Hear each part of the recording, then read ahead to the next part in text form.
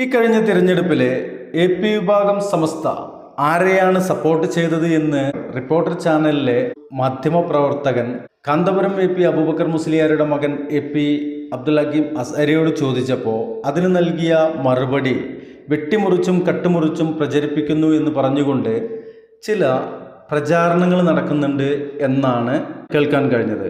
ആദ്യം നമുക്ക് ആ അഭിമുഖത്തിൽ അബ്ദുൽ ഹക്കീം അസ്അരി പറഞ്ഞ വാക്കെന്താണെന്ന് കേൾക്കാം. അതിനുശേഷം ഈ അടുത്ത് സോഷ്യൽ മീഡിയയിലൂടെ വൈറലായിക്കൊണ്ടിരിക്കുന്ന ഒരു കുറിപ്പും നമുക്കൊന്ന് പരിശോധിക്കാം. ഇലക്ഷന് മുമ്പാണെങ്കിൽ എന്തെങ്കിലും അഭിപ്രായം പറയുന്നതിൽ അർത്ഥമുണ്ട്. ഇനി റിസൾട്ട് വന്നതിന് ശേഷം പറയുന്നതിലേ കാര്യമുള്ളൂ. UDF അനുകൂലമായി ഏതെങ്കിലും മണ്ഡലത്തിൽ AP വിഭാഗത്തിന്റെ വോട്ടുകൾ പോയിട്ടുണ്ടായിരിക്കാം, അങ്ങനെ ഒരു സാധ്യത കണക്കാക്കുന്നു. സാധാരണഗതിയിൽ LDF അല്ലെങ്കിൽ CPM അനുകൂലമായിട്ടാണ് AP വിഭാഗം സമസ്ത നിലകൊള്ളാറുള്ളതെന്നൊരു പൊതു രീതിയുണ്ടല്ലോ. ഞങ്ങളുടെ സംഘടനാ വോട്ട് മുഴുവനും സംഘടന നിർദ്ദേശിച്ച സ്ഥലങ്ങളിലാണ് വീണത്. അത് റിസൾട്ട് അറിയുമ്പോൾ ഓരോ ആളുകൾക്കും മനസ്സിലാകും എവിടെയാണ് വന്നിട്ടുള്ളത് എന്ന്. ഈ പരാമർശത്തെയാണ് ആളുകൾ ട്രോൾ ചെയ്തിട്ടുള്ളത്. എന്നാൽ നേരത്തെ പറഞ്ഞ ആ ഒരു പോസ്റ്റ് ഉണ്ടല്ലോ, സോഷ്യൽ മീഡിയയിൽ ഇപ്പോൾ കറങ്ങിക്കൊണ്ടിരിക്കുന്ന ഒരു ടെക്സ്റ്റ്, അതെന്താണെന്ന് പരിശോധിക്കാം. ഇതാണ് സംഭവം എന്ന് പറഞ്ഞുകൊണ്ടാണ് ആ ടെക്സ്റ്റ് തുടങ്ങുന്നത്. മാധ്യമപ്രവർത്തകൻ, ആ മാധ്യമപ്രവർത്തകൻ്റെ ചോദ്യമാണ്, AP വിഭാഗം സമസ്ത പൊതുവെ ഇടത് അനുകൂലികളാണെന്നാണ് പറയപ്പെടുന്നത്. നിങ്ങളുടെ വോട്ട് ഇത്തവണ LDFനാണോ ചെയ്തിരിക്കുന്നത് എന്നാണ് ചോദ്യം. ആ ചോദ്യത്തിനുള്ള മറുപടിയാണ് നമ്മൾ നേരത്തെ കേട്ടത്. എന്നാൽ ഇവിടെ പറയുന്നത് അബ്ദുൽ ഹക്കീം അസ്അരി പറയുന്നു, ഞങ്ങൾ പരസ്യമായി ആർക്കും പിന്തുണ പ്രഖ്യാപിക്കാറില്ല. അത് സംഘടനാ ചാനൽ വഴി പറയാറാണ് പതിവ്. അത് ഇനി പറയുന്നതിൽ അർത്ഥമില്ല. റിസൾട്ട് വരുമ്പോൾ അതറിയാം. ആര് ജയിച്ചാലും ഞങ്ങൾ അതിൻ്റെ പേരിൽ അവകാശവാദം ഉന്നയിക്കാനുമില്ല. ഒരിക്കൽ കൂടി നമ്മൾ നേരത്തെ കേട്ട ആ ഭാഗം കേൾക്കാം, അപ്പോൾ കാര്യം മനസ്സിലാവും. ആളുകൾ ട്രോളുന്നത് എന്തുകൊണ്ട് അല്ലെങ്കിൽ വിമർശിക്കുന്നത് എന്തുകൊണ്ട് എന്നുള്ളത്. ഇലക്ഷന് മുമ്പാണെങ്കിൽ എന്തെങ്കിലും അഭിപ്രായം പറയുന്നതിൽ അർത്ഥമുണ്ട്. ഇനി റിസൾട്ട് വന്നതിന് ശേഷം പറയുന്നതിലേ കാര്യമുള്ളൂ. അതാണ് അതായത് ഇലക്ഷന് മുൻപായിരുന്നുവെങ്കിൽ എന്തെങ്കിലും പറഞ്ഞതിൽ അർത്ഥമുണ്ട് എന്നാണ് പറയുന്നത്. തീർച്ചയായിട്ടും ഇലക്ഷന് മുമ്പ് നിങ്ങൾക്ക് പ്രഖ്യാപിക്കാമായിരുന്നു, പ്രഖ്യാപിച്ചിട്ടില്ല. ഇനി റിസൾട്ട് വന്നിട്ട് പറയുന്നതിലേ കാര്യമുള്ളൂ എന്ന് പറയുന്നതാണ് ഈ ആളുകൾക്ക് മനസ്സിലാവാത്തത് എന്നുള്ളതാണ്. ഇനി മറ്റൊരു കാര്യം കൂടിയുണ്ട്. ഇവരുടെ തന്നെ പ്രഗത്ഭനായ, ഇവരുടെ സംഘടനയുടെ സംസ്ഥാന സെക്രട്ടറിമാരിൽ ഒരാളായ ഖലീൽ ബുഖാരി തങ്ങൾ, അദ്ദേഹം പറഞ്ഞു, വെൽഫെയർ പാർട്ടി ആർക്കാണോ സപ്പോർട്ട് ചെയ്യുന്നത്, ആരപ്പാണോ ഉള്ളത്, അവരെ സഹായിക്കൂല എന്ന് പറഞ്ഞ ഒരു കാര്യമുണ്ട്. ആ കാര്യം നിങ്ങളൊക്കെ കേട്ടതാണോ? അപ്പോൾ അതുകൂടി അടിസ്ഥാനമാക്കിയിട്ടായിരിക്കും ആളുകൾ ട്രോളുന്നത് എന്നുള്ളതാണ്. നേരത്തെ നമ്മൾ പറഞ്ഞ ടെക്സ്റ്റ് വളരെ അധികമുണ്ട്.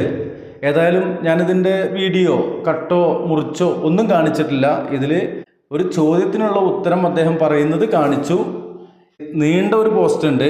അതിൻ്റെ അവസാനത്തിൽ എഴുത്ത് എന്ന് പറഞ്ഞുകൊണ്ട് ഉമ്മർ MLP ആണ് ഇത് എഴുതിയിട്ടുള്ളത്.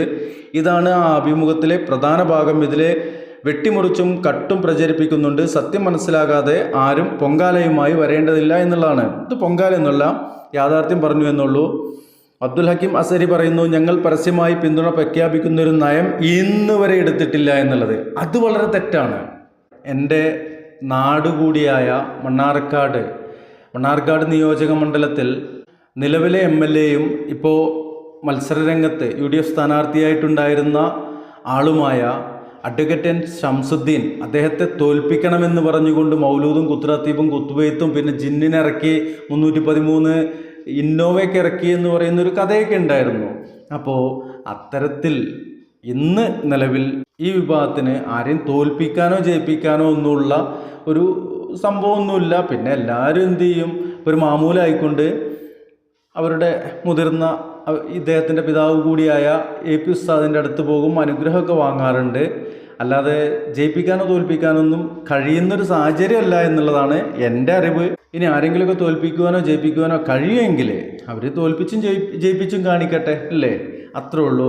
അപ്പോൾ ഈ മത മേലധ്യക്ഷന്മാർ ഈ രാഷ്ട്രീയത്തിലേക്ക് ആവശ്യത്തിനും അനാവശ്യത്തിനും അന്തവും കുന്തവുമില്ലാതെ എടുത്തു ചാടുന്ന ചില കാര്യങ്ങളുണ്ട്. അതൊക്കെ അവനവൻ്റെ കാര്യലാഭത്തിന് വേണ്ടിയാണെങ്കിൽ ആയിക്കോട്ടെ, ഇല്ലാതെ മുസ്ലിം ഉമ്മത്തിൻ്റെ ഉന്നമനം എന്നുള്ള ആ ഒരു കാര്യത്തിനാണെങ്കിൽ അങ്ങനെ വലിയ ഉന്നമനമൊന്നും ഇവരുടെ ഒരു എടുത്തുചാട്ടം കൊണ്ടും കിട്ടുന്നില്ല, ലഭിക്കുന്നില്ല. അവരുടെ സ്ഥാപനങ്ങൾ, അവരുടെ കാര്യങ്ങൾ അതങ്ങനെ നടന്നു പോകുന്നുണ്ടാവുമായിരിക്കും. നല്ലത് നടന്നു പോകട്ടെ എന്നുള്ളത് ആണ് അറിയിക്കുവാനുള്ളത്. ഇവിടെ മുസ്ലിം എന്ന് പറയുന്ന ആ ഒരു വിഭാഗത്തിൻ്റെ അട്ടിപ്പേറാവകാശം ഒരു വിഭാഗവും ഏറ്റെടുത്തിട്ടില്ല. അപ്പോൾ ഇദ്ദേഹത്തിൻ്റെ തന്നെ അഭിമുഖത്തിൽ ഒരു ഭാഗത്ത് പറയുന്നുണ്ട്, മുസ്ലിം വോട്ടുകൾ ഏകീകരിച്ചിട്ടുണ്ട് എന്ന് പറയുന്നത് സത്യമാണോ എന്ന് ചോദിച്ചപ്പോൾ അദ്ദേഹം തന്നെ പറയുന്നുണ്ട്, മുസ്ലിം വോട്ടുകൾ ഏകീകരിക്കുക അങ്ങനെ ഒരു സംഭവം ഒന്നും ഉണ്ടായിട്ടില്ല എന്നുള്ളത്. എന്തായാലും മെയ് 4 റിസൾട്ട് വരട്ടെ. റിസൾട്ട് വന്നിട്ട് ഇനി അവകാശവാദവുമായിട്ട് പൊന്നുസ്താദെ നിങ്ങൾ വരരുതേ. ഇലക്ഷന് മുമ്പെയോ റിസൾട്ടിന് മുമ്പെയോ അവകാശവാദമുണ്ടെങ്കിൽ പറയാം. അത് കഴിഞ്ഞുള്ള അവകാശവാദവുമായിട്ട് വരുമ്പോൾ അതൊരു സുഖകരമല്ലാത്തൊരു അവകാശവാദമായിരിക്കും എന്നാണ് എനിക്ക് തോന്നുന്നത്. അത്രയാണ് ഈ വിഷയത്തിൽ പറയാനുള്ളത്.